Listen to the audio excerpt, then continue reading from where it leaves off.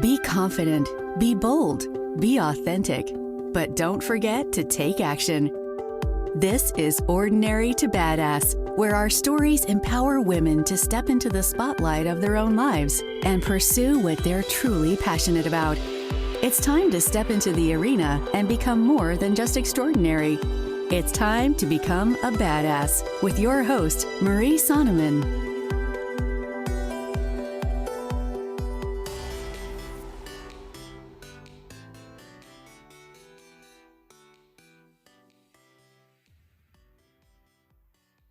Welcome to Ordinary to Badass, episode number 38. In this episode, I talk with Andrea Denningman. Andrea is the owner of a boutique and a total badass.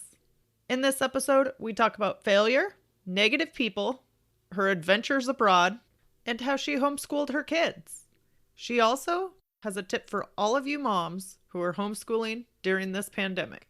Stay tuned, you won't want to miss what Andrea has to say.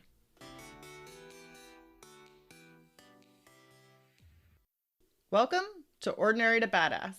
Whether you're ordinary or badass, I'm glad you're here. Today's guest is Andrea Denningman. Andrea, thank you so much for being here. Excited to have you on the show. Thank you.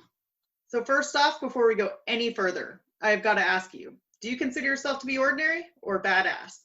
The short answer is both. The long answer, I think being a badass is a daily thing that you strive for. It's something that I feel like you have to make the choice to be every day. And so I just say it could be a daily or even hourly or even moment by moment choice. So how do you make the choice?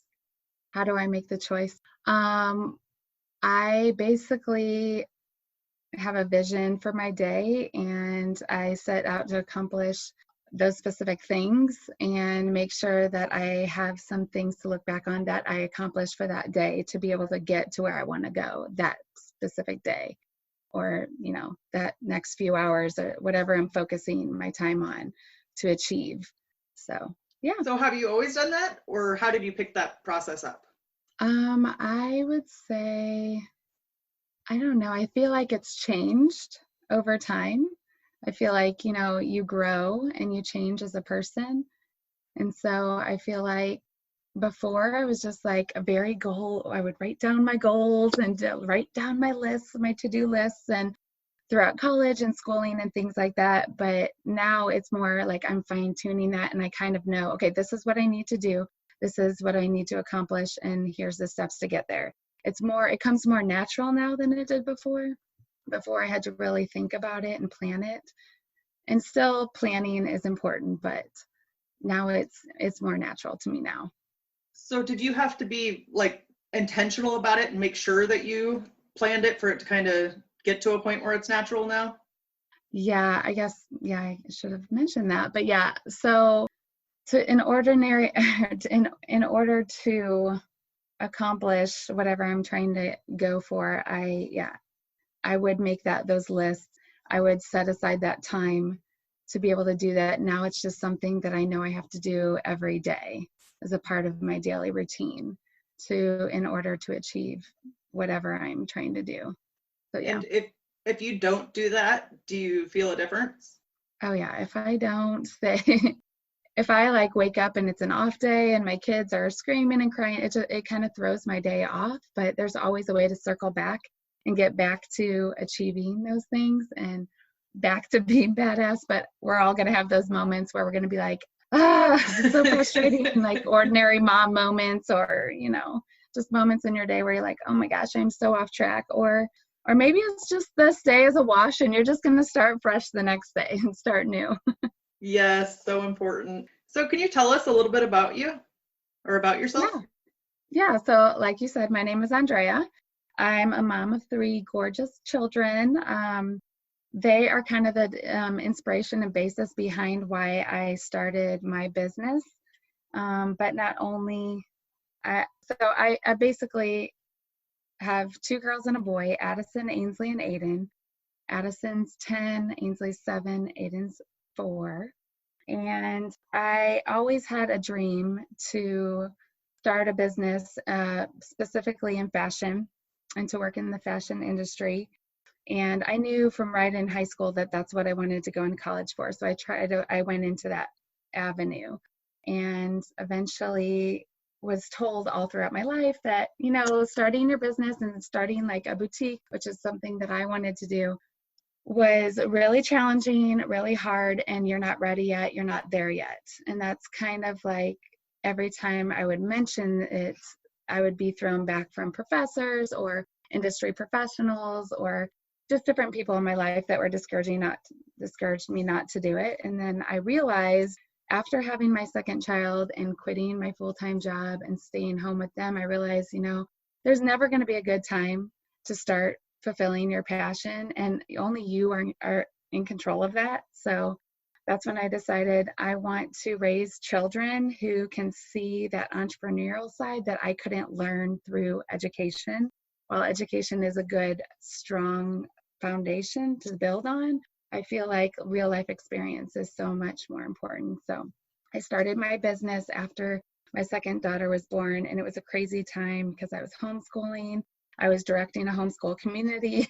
I was working for my church part-time in children's ministry. And I was like, you know what? Now's a good time to start my business, I think, because, there's never going to be a good time. Right. So I was like, I'm going to start it really slow and take those first steps. And, I'll take my time. I'll give myself a whole year to write a business plan. And then passion just took over. And I quit working for my church, and I was like, okay, I'll lead this homeschool community and do this. And so it basically took me 3 months to get my business plan written and all of my thoughts together and all my licenses applied for. And I then launched my business in October of 2017. So it's a women's lifestyle boutique. So you're a busy mom of 3 kids. How did you find the time to write your business plan and to start working on your business? I think once I came to the decision that I want to make this happen, I just inundated myself with it. Whenever I had a free moment, I was writing or I was working through. I used Christy Wright. She works for a group called Dave Ramsey. Yeah. She helps women inspire, women to start their own businesses or find their passion so that they can start a business. And so I've heard about her and known about her, and my husband told me, sent me an email, and I was like, you know what, I'll just check out her book and because it's like an easy step-by-step on writing your business plan. I was like, I could do that. I could do like a few pages a night and write all this stuff down and do it. So that's what I did is I worked every night until late hours of the night, just pumping through all of this. And it was like creative. If you're a writer, like you get your creative juices flowing and you're like in it. And you're like going strong. So that's how I got started with that. Was that Business Boutique? Is that right? Her book? Yeah, Business Boutique by Christy Wright. Yeah. It's a great book. Yes, I loved it. And I took her course as well. Oh, you did? I did, yeah. Oh, cool. That's awesome. I think it was before it was actually a membership site, but it was still the course she offered before that. Yeah. I just went to the conference and did the book. And that's kind of all I did with that. Right. But yeah. So how did your life change once you decided to start pursuing what you wanted to do, with fashion and just business? Oh, it changed quite a bit, I would say. So I was running this homeschool community. I was like, okay, this is, I launched my business in October 2017. A friend of mine that I met through one of my women's networking group, she was like, hey girl, she's like, I own a chocolate shop. She's like, you should come and do a pop-up there. And I was like, okay, great. And I was thinking, oh, it's just a little pop-up. It's like my first one. That'll be fun. She's like, no. I want this to be like your launch party. She's like, I want to help you launch your business. Oh, she's awesome. Like, so you can use my whole store. I'm going to shut down and you get to use it all for your stuff. And I was like, oh my gosh, that's so sweet. So it's called Chocolate. It's like a local chain in the St. Louis area, but she's such a great friend and mentor in person. I just love her. But she launched my business with me, and the first pop-up event went amazing. I had no expectations, none at all. And I was like, I don't know what's good. Like, is like $1,000 good? Is 1,500 good? Is 500 good? I don't know. I've never done this before. But like leading up to the week of the launch party, I had posted like a bunch of flat lays I did and posted them day by day until the launch happened. And from there, like it kind of like tailspin into all these other opportunities and open doors and windows. And then I was like, I had to make some decisions about what I was going to do going forward, like the homeschooling thing. So it was crazy. I was invited a month later to join a collective in a store experience. In my mind, I wasn't planning on doing that for like 5 years. Oh, wow. So I got into a store right away and started doing that. And then I met like other boutique owners and connected with them. Well, I connected with one, and we had decided that we were going to partner together and open another store together under a different name called Cohesion Boutique. So that we opened about, I'd say a year later, maybe 6 months to a year later. And that was crazy too. But it was just hard to juggle everything. So I basically finished out my role and responsibility with leading the homeschool community. And I realized that homeschooling my kids at that time wasn't going to be something I was going to be able to do forever, or maybe just not at this time anymore. So I finished out that school year with my kids. I pumped and worked in my business on the other side and just tried to keep all things going. Got them enrolled in school the next year, and things just kind of grew and grew from that. So it's changed. So are you a part of 2 stores or 1 store? Like I know the Cohesion Boutique came second. Did that other one stay open or no? Okay, so yeah, I'm sure we were going to get into that. So that business I opened, we had it for a year and a half, and it's still very raw because we just closed it like right when this coronavirus stuff started happening. Right, but we did all the negotiations with the landlord to get out the lease and all of that right before this happened. My partner is just a single mama. She was going through a divorce when we were launching all of this, and it's just really difficult to run a business and to have a big life experience like that happen in your life. And so I just had to switch gears and was like, you know what, I'm going to focus more on my personal business and focus on Addie and Ains. And it's just really hard balancing everything with a partner. Yeah, it sounds like you're sorry, go ahead. No, and just like keeping her well-being thought of, and your own families. And so after looking at our numbers, I'm like, I didn't ever plan to do this by myself, and I was kind of starting to feel like she wasn't able to handle just everything that was on her plate. And so we looked at the numbers, sat with our accountant, and made the decision to close that piece of the business. But she has her own boutique still, and I have mine. And so we always knew that we had that to fall back on, and that this was just something that we were going to test and try out and see how it does. Right. I love how you're just kind of figuring it out as you go and you're pivoting as you need to. What is something that you learned from the closing of that boutique? Oh my gosh, learning, that whole experience was a huge learning experience. I am so grateful for the opportunity. I don't look at it as a failure, because I feel like when you make mistakes, you only learn and grow from those mistakes. And I wouldn't have learned half the things I would have learned through that process. I wouldn't have learned how to manage all the different overhead expenses that you have. I wouldn't have learned how to buy for your customer, how to discover what your customers' wants and needs are, what is something that they desire, what is something that they need from you, how can you help better train them to look and feel their best. And so through closing the store, it's just taught me like what I need to do before I do it again. It's not like I'm closing it for good. It just means I'm closing that piece and I'm focusing more on Addie and Ains and the website. Obviously, it's a good time to be focusing on the website. Perfect time. Because of the quarantine. So it was like a perfect transition, I feel like, and God has worked in my life to weave all that together to be like where I am now and in this position. And I plan to or hope to. I mean, things change and I move with the changes, but I hope to one day open a store just for Addie and Lane's, and have my daughters and my children work in the business. Oh, that's a cool vision. Yeah. So do you try to picture that often? Yeah, so that was like really the basis behind starting Addie and Lane's Boutique. Was I wanted to find something that I could weave my faith, fashion, and raise my children to have an entrepreneurial spirit, to get real life business training in the real world. Because the stuff that you learn in the real world, you just can't really fully understand that with an education. Right. Education is great, but it can only get you so far. I feel like a lot of small business owners learn as they go, and you learn what works and what doesn't work for you.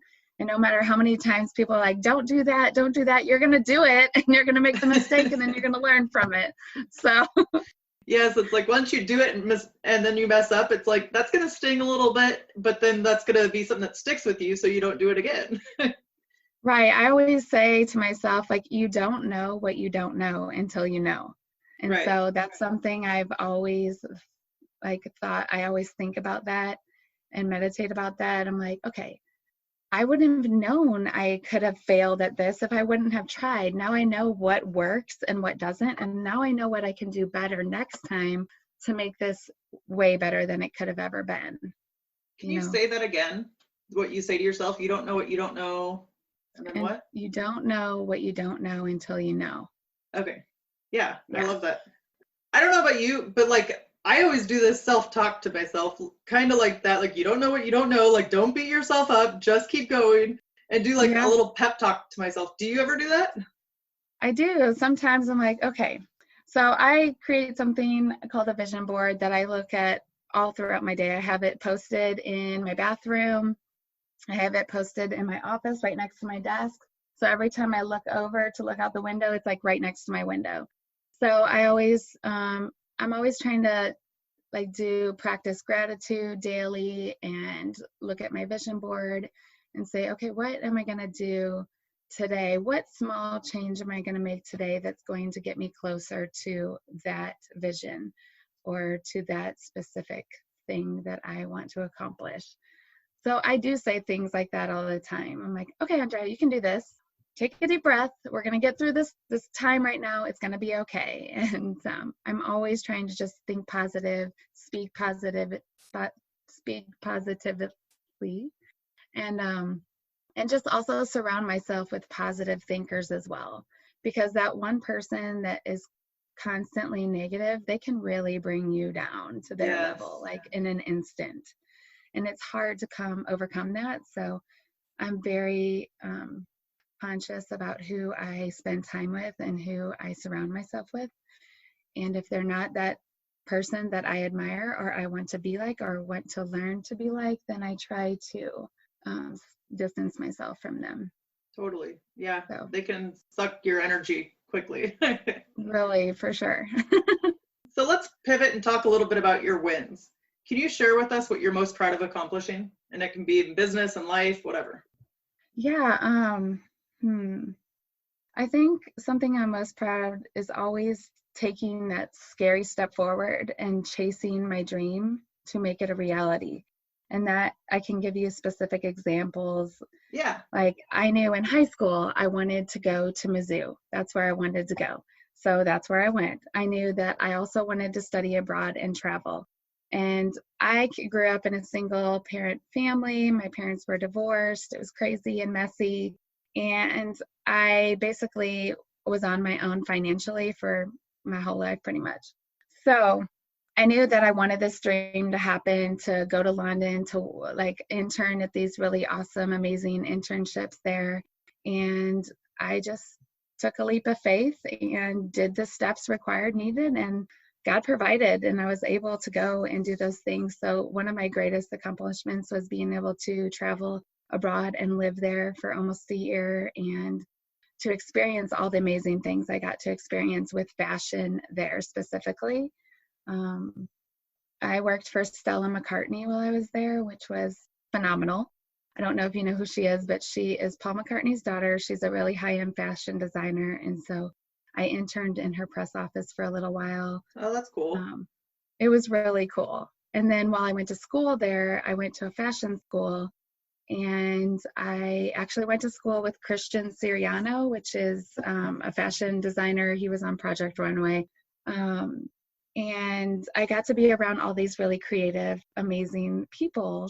And it was so inspiring to be there. And also got to work at L'Oreal in their prestige and collections department, where we did color proofing and merchandising and things like that. So I got to dabble in all different kinds of things, and fashion styling. Like, some of my professors were like a big deal. Like, they worked with high-end fashion show designers like all the time, or some of them were very experienced fashion buyers. So I got to experience a little bit of all aspects of the fashion world, and that was just amazing to me. It was so fun, so exciting. Like, was your mind blown? Mine was blown the whole time. It felt like it was a dream. I was like, oh my gosh, I'm living my dream right now. This is amazing. It was so great. So what is something that most people don't know about what it took for you to accomplish going abroad for a year? Just taking that leap of faith and that step, because the first step of anything scary is being brave. And so just the amount of bravery it takes to leave everything and everyone you've ever known by yourself and go into a foreign country and navigate the airport. And you didn't know anybody? I knew one person that was going to be my roommate that also came from my school, but we didn't go together. Right. We went separately, and so yeah, and then she was only there for a semester before she had to go. So it was good because I knew that she was coming, so I knew that I'd have at least one person. Right. But you're going into this environment where, like, you haven't slept in like so many hours, and like when you get there, it's almost like it feels like you're in a dream. Like, when you get to the city, I guess it's because I did an overnight thing. My dad works for the airlines, and so I flew standby, which was super stressful in itself. I was just like praying that I would get on a flight because there was a chance I might not get on one. So I got there and just navigating everything alone. When she came, it was a little more comforting, but yeah, it was a big step, and just the amount of courage it takes to get there, but you can do it. Anyone can do it. You just have to take those steps and just take each moment at that time, moment by moment. So do you think that helped you to realize that, like going there and kind of pushing yourself and trying something completely new, that helped you to realize you just have to keep kind of pushing yourself and doing the next best thing? Yeah, I mean, there was a lot of times there when I probably didn't make wise choices. Traveling at 1:00 in the morning. I remember coming back from break into London. I get on the tube. I have nowhere to live.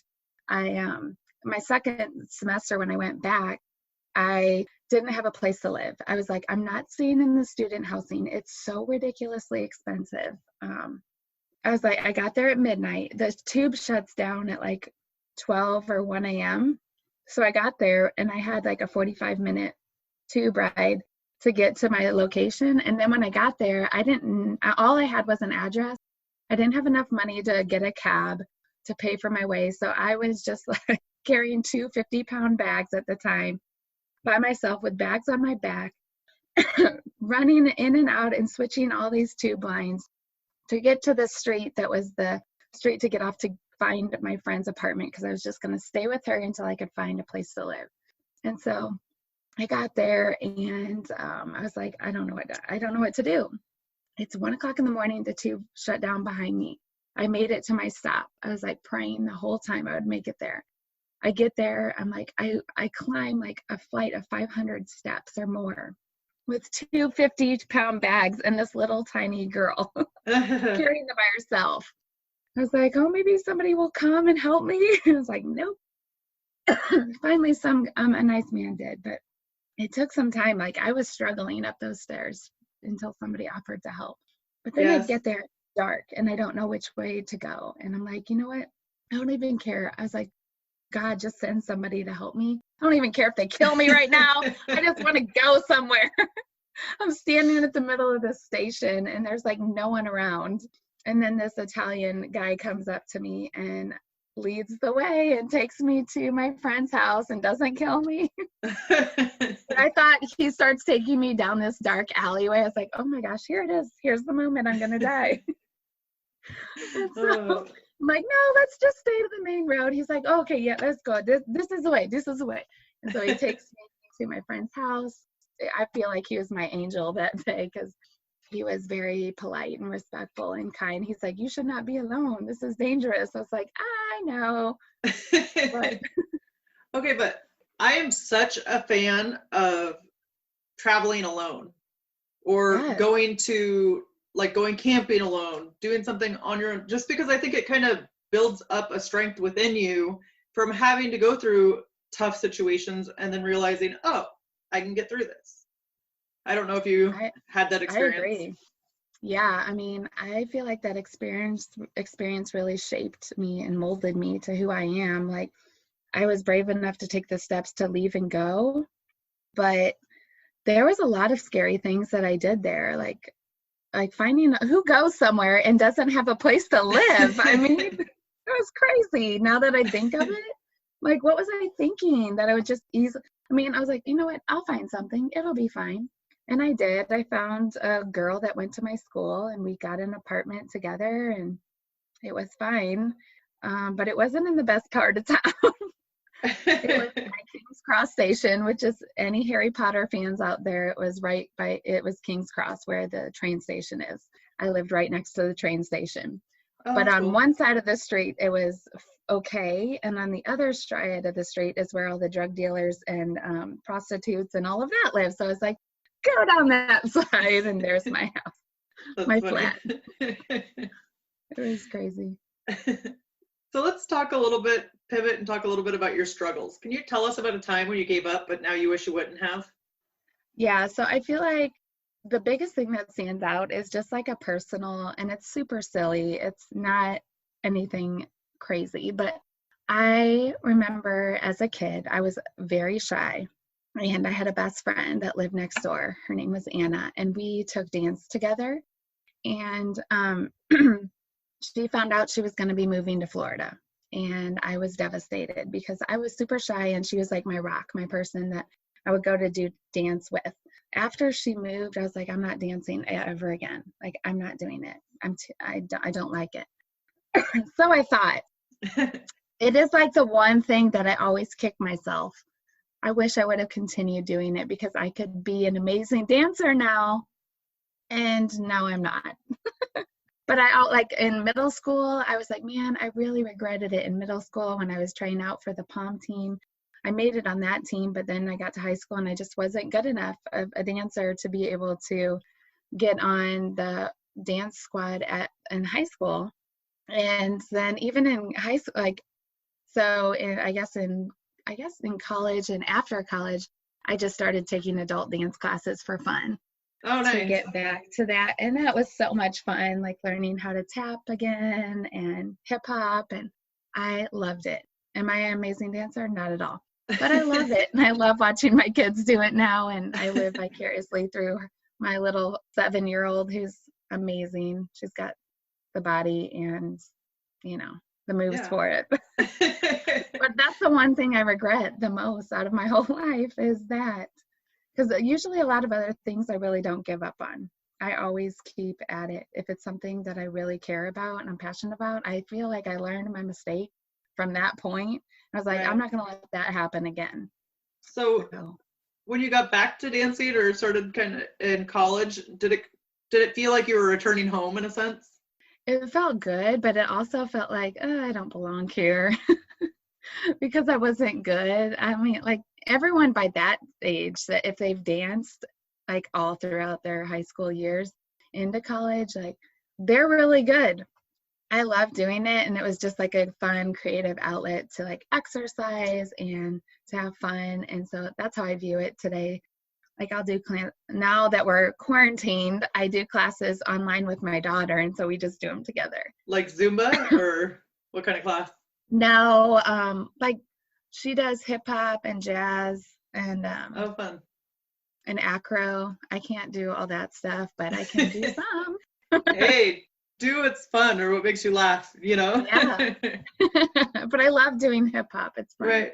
So you're a mom of 3. Have you Mhm. ever struggled with mom guilt, and how do you deal with Oh, that? for sure. I feel like any mom who's ever busy with working on something personal for themselves gets mom guilt at some point. I have never really struggled with that because when I am with my kids, I make sure to create really fun environments that we're always creating memories together so that when I am focused on not them, when we are together, they're going to remember those moments because they're so fun. I'm always about creating adventures and projects and constantly creating these fun atmospheres for my kids. I feel like they're lucky kids. Okay, can you give us an example? An Yeah. adventure or something you've done, or just something small? Just that they thought was fun. Yeah, like sometimes we would go, I try to find like really unique experiences, like especially when I was homeschooling, we were learning about Christopher Columbus and all that. And so I found in I think it was in Cape Girardeau, Missouri, they had the replica ships docked. And so I was like, hey, let's go on a field trip today. We're going to drive down to Cape Girardeau, which is a few-hour drive. I took my dad with me for sport. And then we went on to the Mayflower, a replica of the Mayflower, and went onto those ships and did some unique things. Like not everything is as extravagant as that. Some things Right. It might just be going on a hike or exploring, going to there's a pond down the street from our house in our neighborhood, and we call it the duck pond because it's where all the ducks go, and you can fish there, and there's like a white walking trail around it. And then there's a trail that leads off of it that takes you behind all the houses, and it's kind of like an adventure path, we call it. And then we have another area in our neighborhood that has like an old bridge, and we call it the Troll Bridge. So just creating fun, unique Right. environments, and just creating fun projects for them to do that are not ordinary. Right. It sounds like you're also being intentional. Yes, you have to be extremely intentional, but honestly, you can still be intentional and not plan everything out to a T. Like you can be spur of the moment intentional. Right, right. Just have to know that you're going to do it. But I think those are also the moments that your kids will remember in the long run. So let's pivot and talk a little bit about your mindset. Tell me about your mindset and how it has led to your badassery. All of my mindset has to do with positivity and keeping a positive mindset. I feel like this is an ongoing, growing, learning type of thing for me. I'm always figuring out how I can get better at this. But I think if you truly believe what you're going to do and achieve, and you speak that out loud verbally and internally, that you can make it happen. Like you tell your brain it's going to happen, you speak the truth into it, and your body is going to follow suit. So your actions can follow suit. So some things that I do is I listen to podcasts, like motivating, encouraging podcasts. I try to join communities of women that lift one another up and inspire each other. And so for my field, since I own a boutique, I found a group at the very beginning of this process of starting my business of women that were all boutique owners. It's called the Boutique Hub. And it's started by Ashley Alderson, and it is a phenomenal, amazing group to network, to share ideas, to provide community over competition. And I love that because in the past, people are so competitive and nitpicky and like, oh, don't look at me, don't copy that. Da, da, da, da. Like, people are just crazy, especially in the boutique world, from what I've known from the past. And this community is everything opposite of that. I'm all about like us locking arms together and helping each other because there is millions of people in the world and there is enough for everyone. I couldn't agree So, more. Yeah. I mean, I think we get further working together and helping each other out rather than feeling like somebody's going to take something from you. exactly. And I feel like when you help others, like that's only going to flow back to you. I feel Absolutely. like it's a community and we're all in this together, especially now during this really difficult time with COVID. Yeah. All of us small business owners are just linking arms, trying to share ideas and brainstorm new ways and creative ways to make it through this. So, So what's one thing you're doing to like a creative way to make it through this? creative, I don't know if it's creative. Right now, I'm just like pumping out the work. I am doing everything. I'm loading all of my items into my system for my new website. I'm just working around the clock to try to get this done as soon as possible so I can get it up and going. And then I'm constantly listening to different speakers and reflecting on past conferences that I've been to that really get me inspired and motivated to keep going and keep moving, and that I will get this accomplished and I will get stuff done. And I just have to take it one day at a time, one bite at a time, not let Yes. it overwhelm me, because I can easily become overwhelmed with the pile of work that I have. But once you start nipping away at it and getting through it, like it becomes smaller and then new challenges arise. But Yeah. So speaking of how you try to get inspired or stay motivated, can you share with us one of your mindset hacks for confidence and self-esteem? um, I would say like practicing gratitude every day, just really humbling yourself and seeing where you are now and where you were in the past and where you can go in the future, and just keeping that positive mindset. I'd say shutting off all the negativity, like first thing in the morning, and trying every day to not look at my phone or check email or social media or any of that until I accomplish some things off of my list, some important things, to stay in that positive mindset mode.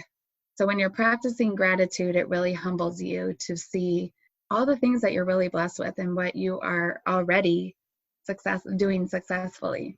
So I do that. Also, obviously, prayer, meditation. I do yoga.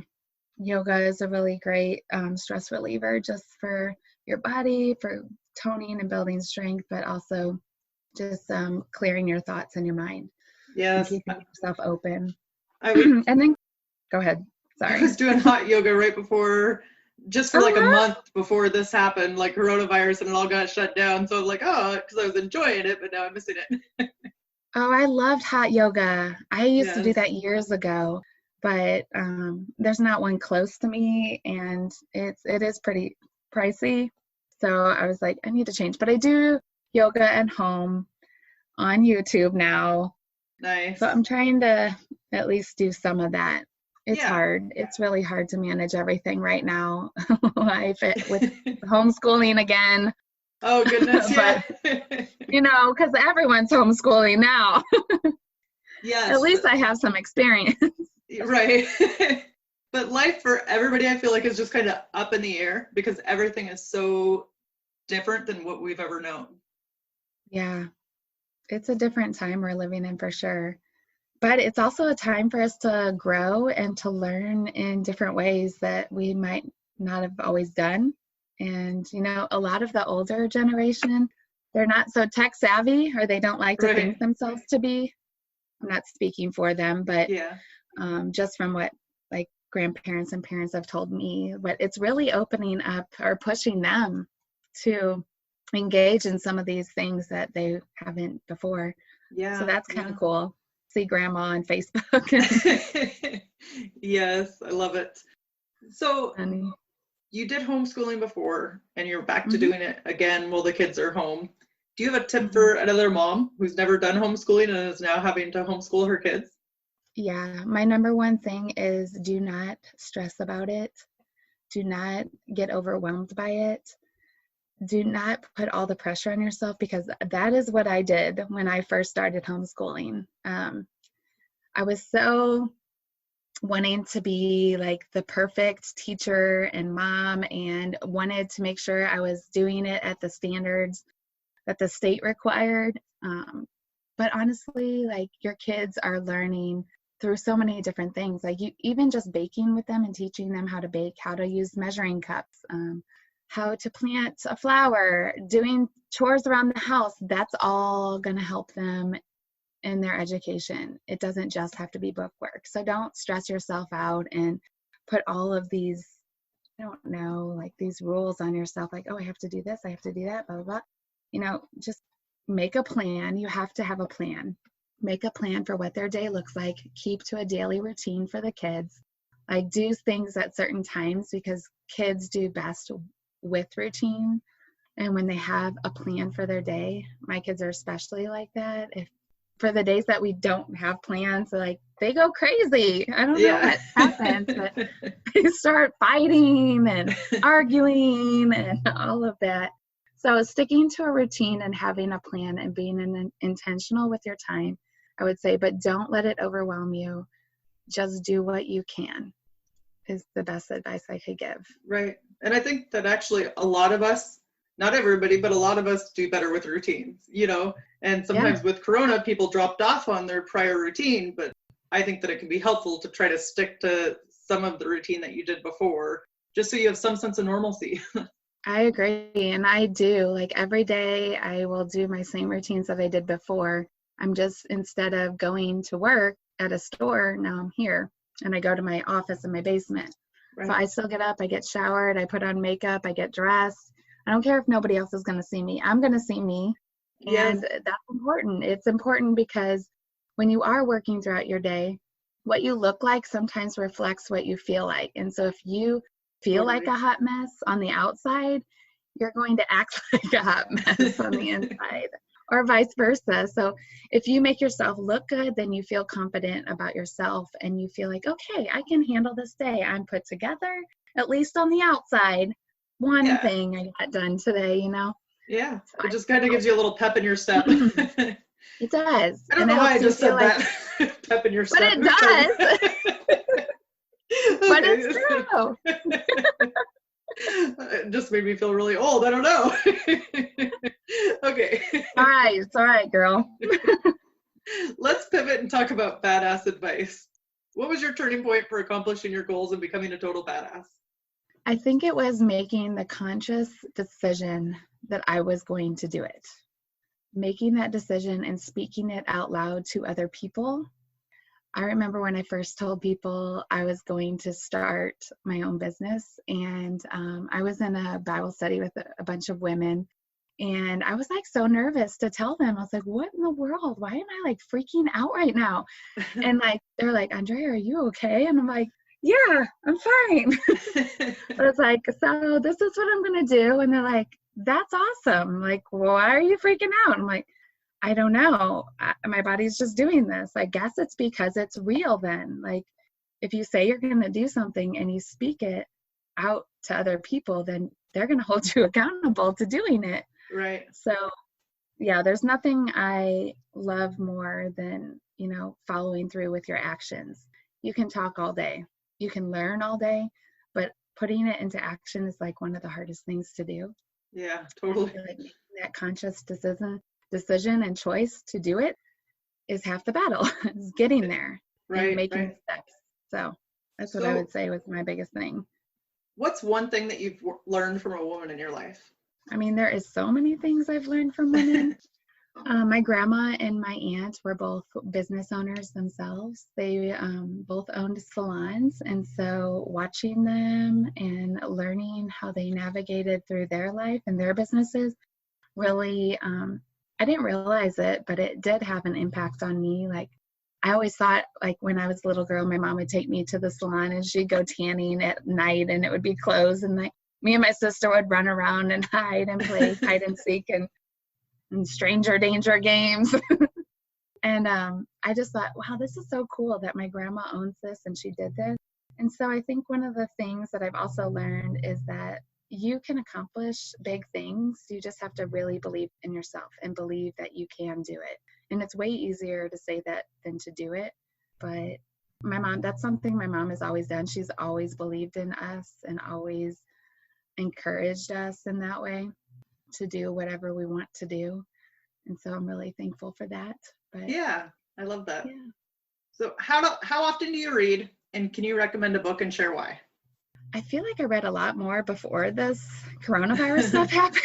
I'm like, everyone is saying, oh, like, what are you going to do to fill the time? I'm like, fill the time? What are you talking about? Like, I have less time now. I feel like I'm sometimes more busy just because I'm in my home.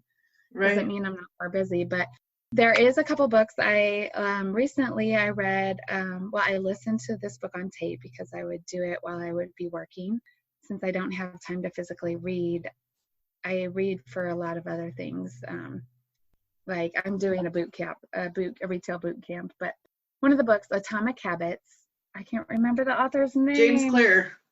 Oh, have you heard of that book? Yeah, I read it. It's good. Oh, good. Isn't it good? Yes. I was like, why did I learn this stuff sooner? Seriously, I need to like listen to it again because I feel like it goes in and then you like start forgetting.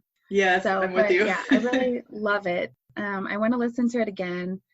And then I also want to listen to Profit First by Mike, what's his last name? Michalowicz, I think his name is. Yeah, Profit First by Mike Michalowicz. Have you heard of him? Yes, or I've heard of Profit First. Yeah. Okay, he wrote that book. He was one of the speakers at one of my conferences for boutique owners, and his story was really inspiring. He basically shares his personal story about how he has started so many businesses and then fails and then starts another one, fails, starts another one, and then he just keeps doing it. And now he's very successful author and speaker. But it's really interesting to hear his story and his ideas behind Profit First, which is basically pay yourself first and then pay your expenses. And it's just a different way of thinking, opposite of what an accountant does. Your income is last in bookkeeping. But I listened to him and I loved hearing from him. And then somebody else I just think he's on track is Gary Vaynerchuk.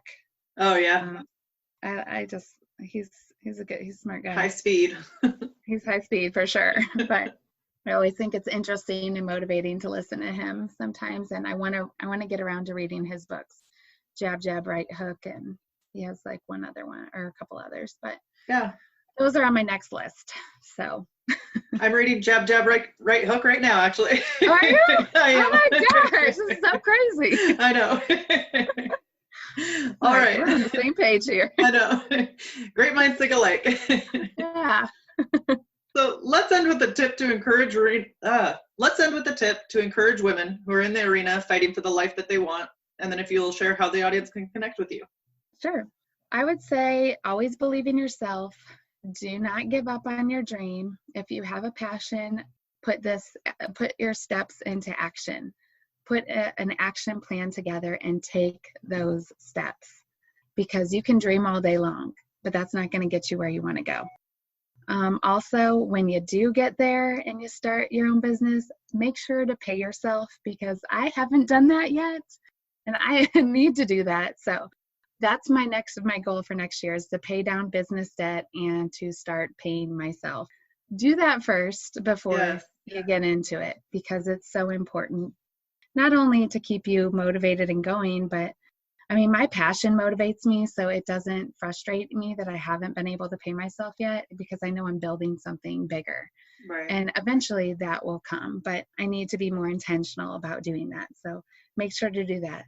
And also, I know I said a lot of things, but you can't be who you want to be without giving yourself some self-love and self-care. So make sure that you're making time for yourself and taking care of your mind and your body. And lastly, you can follow me. Yeah, it's very important. Yeah. I got to tell myself that all the time. But I always do. I'm really good about taking care of myself, like doing things like having a glass of wine with some friends on Zoom now. Having those happy hours. You know, you got to have that time with the girl time. But refuel you. Yeah.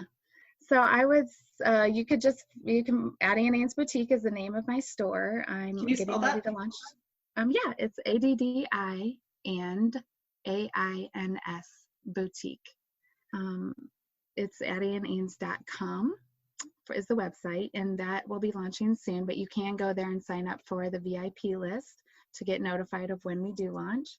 And then you can follow us on either Pinterest, Instagram, Facebook, and I have a TikTok, but it's not great, guys. At least you started one. At least I started one, and I did a couple of things. I'm like, oh, I'm not good at this. I hear you. Thank you, Andrea. You have been a total badass, and I've enjoyed hearing your story. Well, thank you. Thanks for having me. With that, we'll end our show. To all the badass women out there staying in the arena, wherever you are, whatever you're doing, own it and get after it.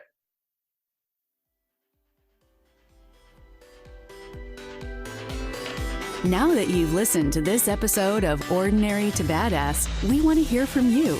Go to our website, ordinarytobadass.com/podcast, and submit your own experience on how you took your life from ordinary to badass and get the chance to be on a future Spotlight episode of the show. That's ordinarytobadass.com/podcast.